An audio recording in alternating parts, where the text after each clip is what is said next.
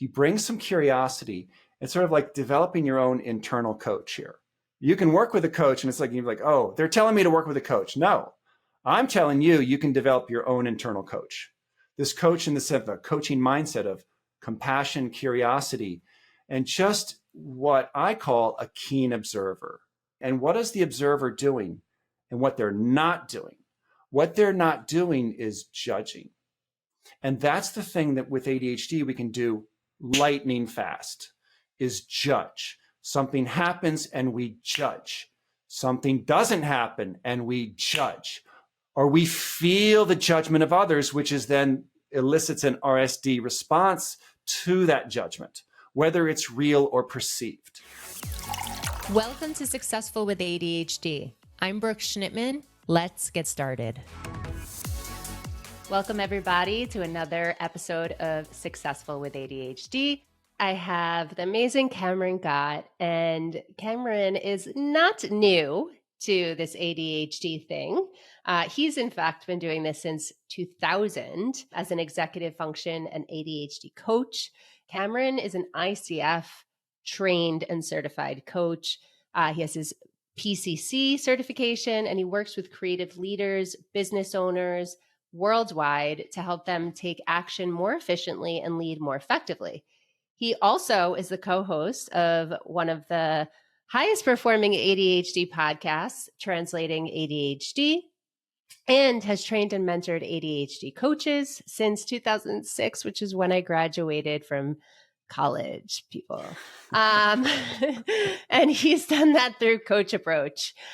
He also is a new member of the JST Coaching Team, which is where I got my ADHD coaching. And he teaches group coaching classes through Translating ADHD and Melissa Orlov's ADHD marriage program.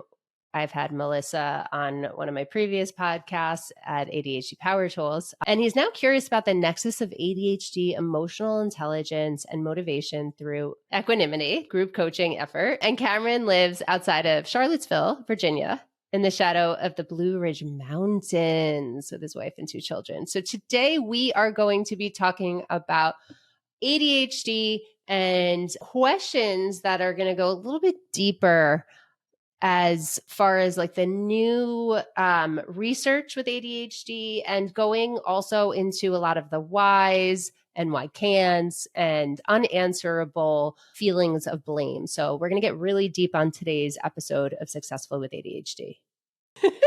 Cameron, welcome. Thanks, Brooke. I'm happy to be here. We were just talking before the episode, just how we've been sort of in these circles, not connecting. And so it's just how small this world is, but also how big it's getting, because, you know, you and I have not formally met. So it's great to meet you and be on your podcast. So thank you very much. Yeah. I'm so excited to have you. And I've heard about you for a very long time. So I appreciate you being on here. So you have worked with clients for over 25 years, and we're going to be talking about leveling up the questions you ask yourself, or ask better questions. So we know that with ADHD, it makes us ask the same questions over and over again, especially like the why questions, like why can't I? Why do I always? So can you tell us a little bit about these unanswerable questions that promote feelings of blame, shame, and rejection? Sure. And I think that blame, shame, and dread and rejection are one area, right? We can have other areas of regret. And so there's all kinds of iterations of this sort of playing out where we are trying to answer these questions or trying to level up, but we can't get off the level we're on. So you were so kind. You're like, I'm not new to coaching. That's very kind. Or excuse me, I am not new to ADHD. So it's a kind way of saying that I am an ADHD ancient. That's how you interpreted it. That's not what I meant. No. I embrace You're experienced. That. I embrace it wholeheartedly. Okay. We talk about gray matter, right? I am old gray matter. Okay. That's what I am. Just so because you have gray hair doesn't mean that you're old gray matter. Oh, no. This is what my children tell me, Brooke. Okay. And it's okay. Instead of rejecting it, I'm accepting it. But the thing is today, I think there's a real opportunity to share with people, again, the frustration of trying to manage ADHD, and that we can get kind of hung up in these levels. We're sort of engaging with the same level or these same questions that they're not satisfying. And as you said, it's this why. Like, why is this so hard? Why do I have ADHD? Yeah. And it's so fascinating that you talked about these levels, because I was coaching someone yesterday, and this is a successful person who was going through that same level of question. It's like, I have all of these different planners and I'm doing all these different programs, and I just feel like a failure because I'm never doing what my intention is. And it's the same story session after session. And it was like, it took about 4 sessions to really break in there and create some level of trust and awareness to move forward together as a Right. team. And Yeah. I thought to myself, like, wow, because you and I have been doing this for a while, we use these strategies that we help clients get to, right? So you really have to take a level back on some things and say, okay, they're going through similar to what we have gone through like 20 years ago, 5 years ago, whatever. And let's meet them where they are and work with them with that level to try to raise them up to that next level so they don't have to keep repeating that same story. Yeah. And so that's a great way to put it. And part of that, being an ADHD ancient, is I have all this, experience of sort of seeing people grappling with their ADHD. And the thing that I recognize is that they're all engaging at different levels. They're all engaging at different levels. And so that just got my attention. And I thought a gaming metaphor analogy would be helpful here to kind of set this up, if that's okay. Ooh, yeah. Yeah.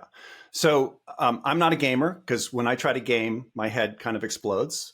I don't game. My kids game, right? So they're gamers. And there's sort of 2 things that I noticed that had them disengage from their gaming. Okay. And it's sort of, there's a corollary here with ADHD. So the first is my daughter, she was playing Zelda, one of the Zeldas. That was my favorite game growing up. I will say I used to be a gamer when I was a little kid. Yeah. So she's playing Zelda, and she's, engaged, and she's interested in it. And there's a great story there. And she, convinces me to like help, buy this thing so she can level up, and et cetera, et cetera. She reaches this point a level where she cannot get past this thing, this initiative, this challenge.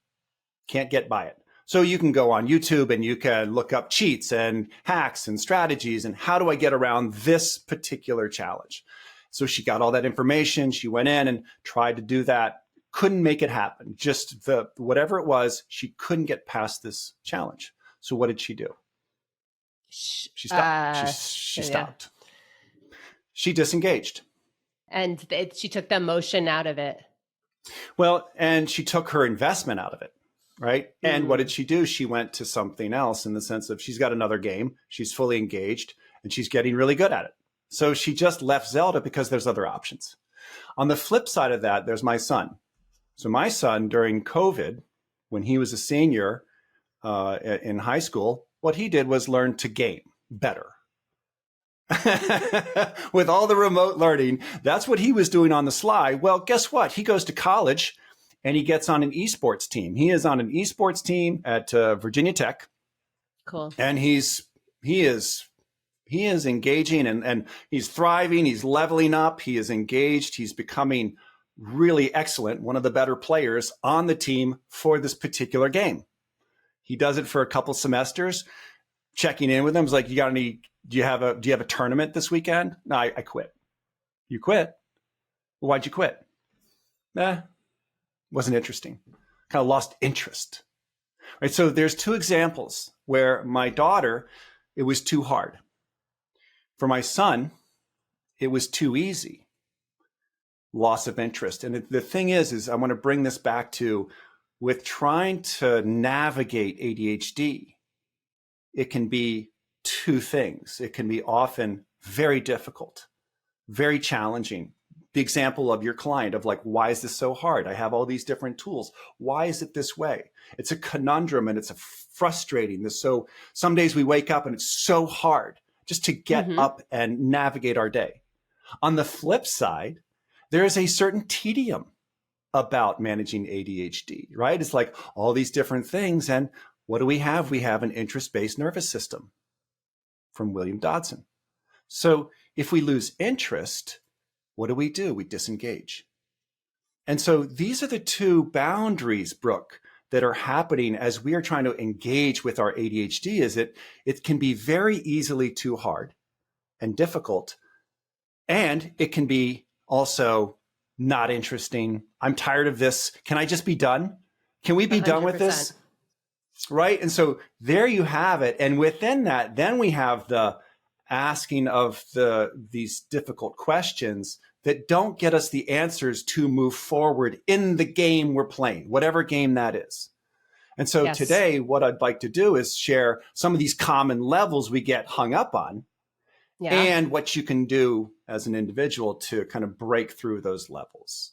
Absolutely. I would love to talk about that. And I'm glad that you brought up you get so bored that you quit, or you are so overwhelmed that you also quit. And it's funny that you say that, because my book that's coming out, Activate Your ADHD Potential, I talk about how to get through the shame spiral. I call it the ADHD disruption cycle, going between overwhelm and underwhelm and everything in between. And so there is to our point of also being on the same page as usual.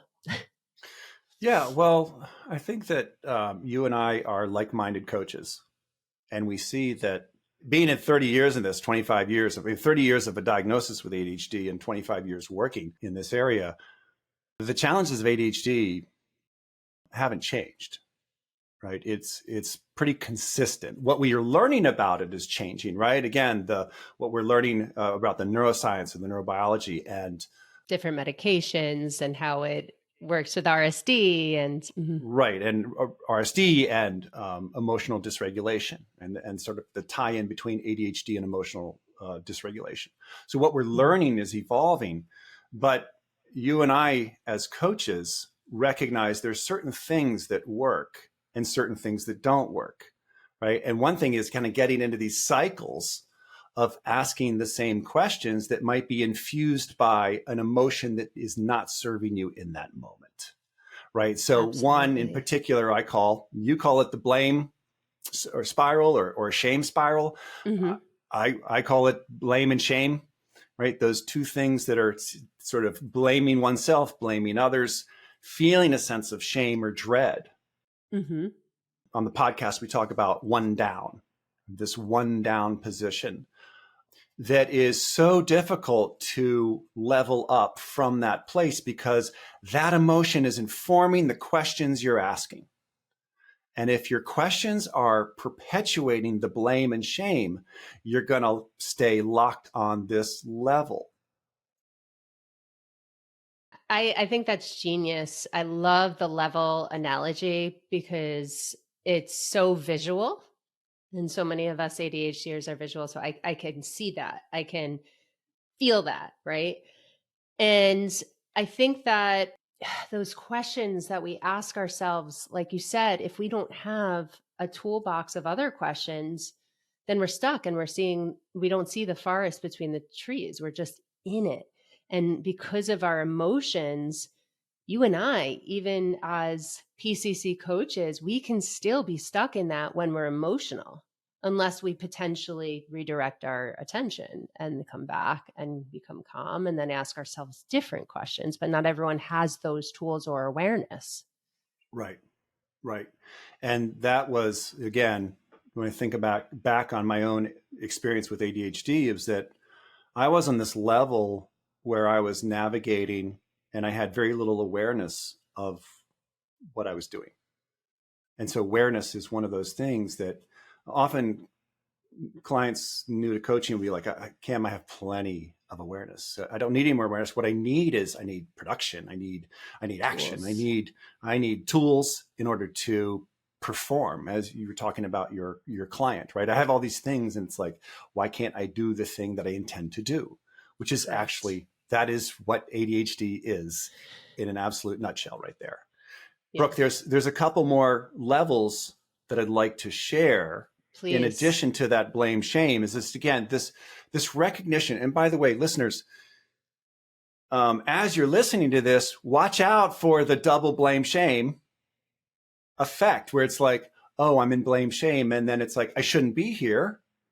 And you bring on more blame shame or dread or feeling yourself bad about. Yeah. Where you are is where you are. And so the first step is be where you are. So I just want to say, as I share these, don't try to scurry or run away from this level, because you're just going to slip back into it. And I'll tell people, or I'll share why that is. But so first and foremost, just breathe and be where you are and have your eyes open and be kind of like, okay, where am I? Am I in the blame shame spiral? Am I in a different place? And so there's a couple more that I'd like to share. Another one that's emotionally tinged is the woulda, coulda, shoulda. So woulda, coulda, shoulda is this more about regret. And you're kind of looking back on the life that, was, and it's sort of going back and looking at old stories or old experiences. And I kind of wish that this had turned out differently. This often happens, actually, Brooke, when we get a diagnosis, we kind of go back to the life that we had before the diagnosis. And it's like, how would have this played out if I didn't have ADHD? Is a common story that gets perpetuated, and that circular thinking reinforces. And it's an interesting thing that's at play, Brooke, is that our dynamic sense of time, right, of how we're very fluid with time, and the memory aspect of, we're very selective with memories. And so we go to a very strong emotional memory of some time in the past. And it's like, we are there.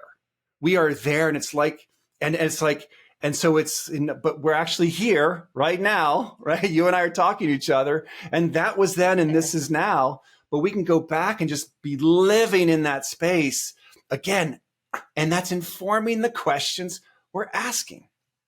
Everything is tied to emotion. In order to form a memory, there has to be emotion attached to it. So every human being has negative memories that stand out so much more than the positive ones. And with our negativity bias on top of that, those negative memories are ingrained into our brain because of all the emotion that's attached to it. So yeah, I appreciate that. Yeah. And we also, the negative emotions are much stronger than the positive ones. So I'll meet with a client and it's like, how's it going? It's like, oh, I got this, and this. And it's all the negative things that happen in the week. Right, like, so what are your wins?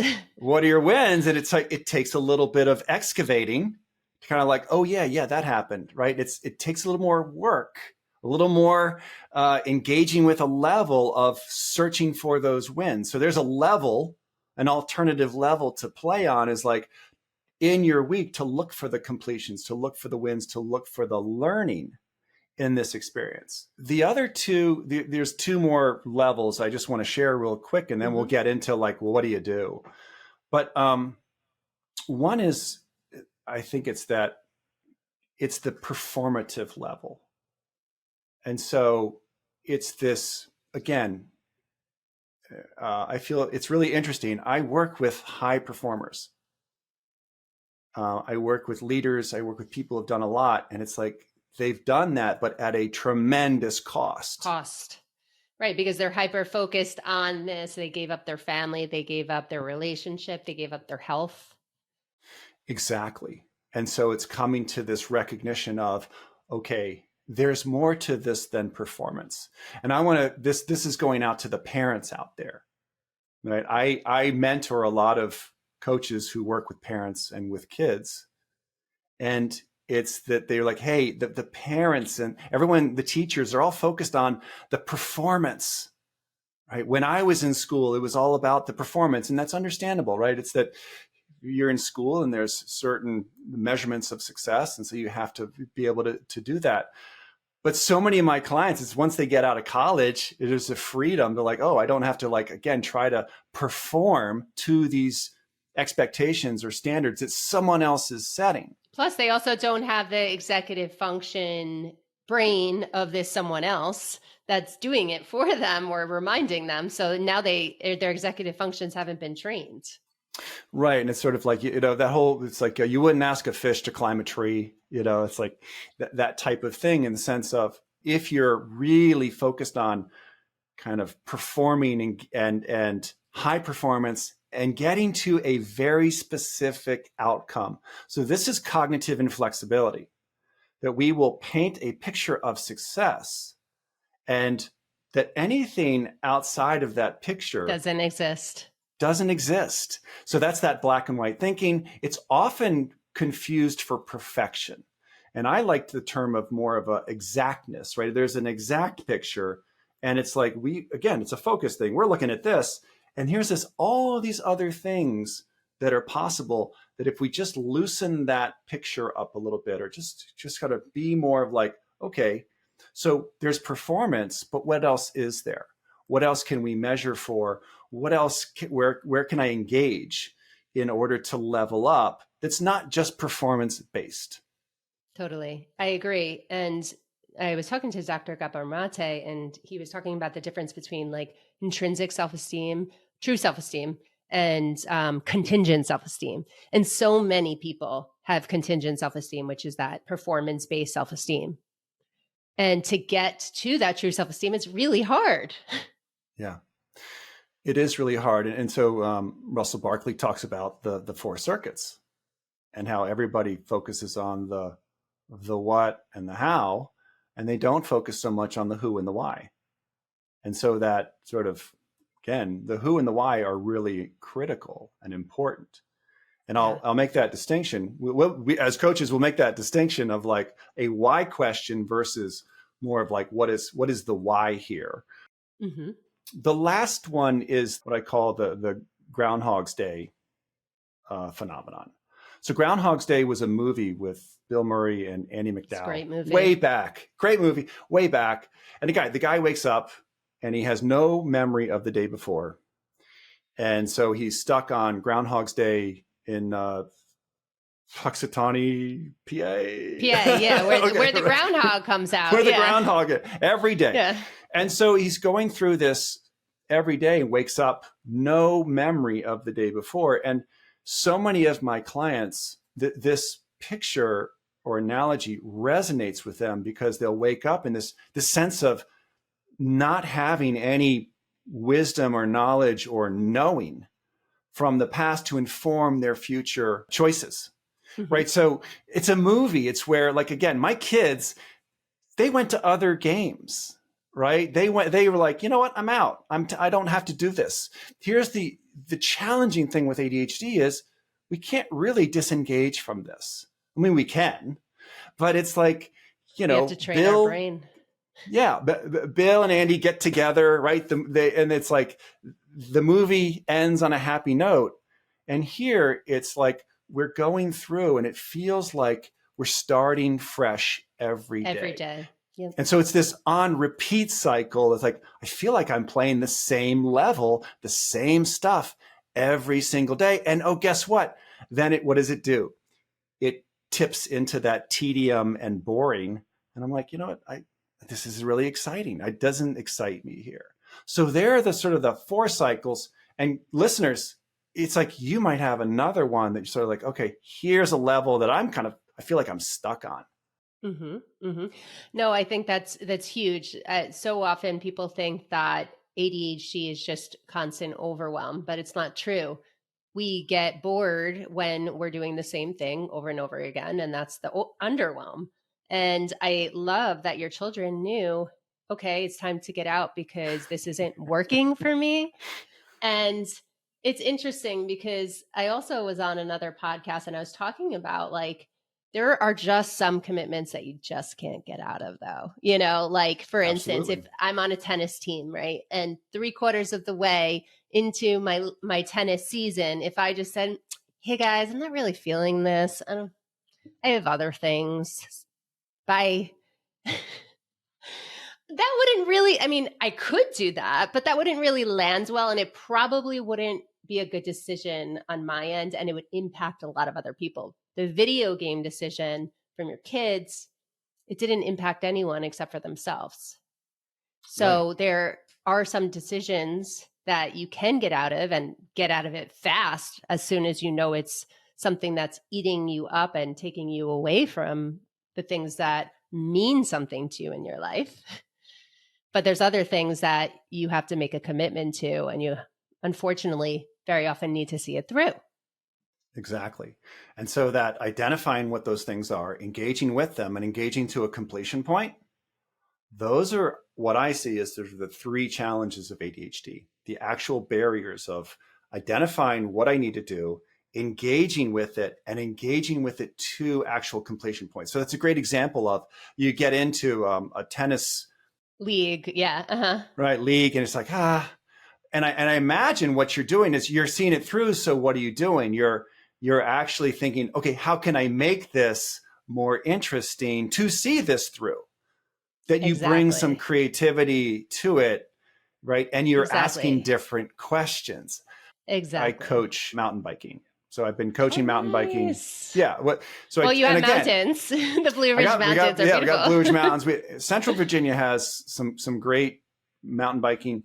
And my kids, it's sort of like, I'm not going to be that parent on the sideline watching. I coached my kids lacrosse in lower school, middle school. He was like, I want to do biking. I'm like, great. So it's like, it was an activity we're doing together. And so I've been on that team with my kids. Well, guess what? One of my kids was like, I don't want to do this anymore. She's gone on to something else, Taekwondo and horseback riding that she's been doing for some time. And so that's fine. And I was thinking, I still enjoy this because it's a way to, again, teach. I love teaching. And so it's just, again, thinking about how to make that happen. Today, I'm going out and I'm doing mountain biking. And so is that adjustment, sort of thinking about, because Brooke, I was at this place of, she's done, I'm done, right? She's done, I'm done. I'm like, you know what? I love it. So what can I do to kind of like think about how do I keep doing this thing that I really enjoy doing? I was a school teacher for 13 years. Me too. 13 years. We have so much in common. I know. And it's like, it's a great way to engage with kids and teach them a skill. And mountain biking is this lovely skill of life. It's like, okay, you get on your bike and the decisions you make really have consequence. Yeah. And I think that also as the receiver, so you are a dad who is in it with your kids, right? And she says, I'm going to quit. I don't want this anymore. I want to do Taekwondo, which is so ADHD. My stepson is like that too. He's like in a million different sports. And at the same time, you having ADHD, you have ADHD, correct? Oh yeah. Okay. Full on. Yeah. You having ADHD, you're like, well, I did this. Well, maybe you have a better reason, but I did this because of her and I want to be present in her life. And now she's not doing it. So you know what? Bye.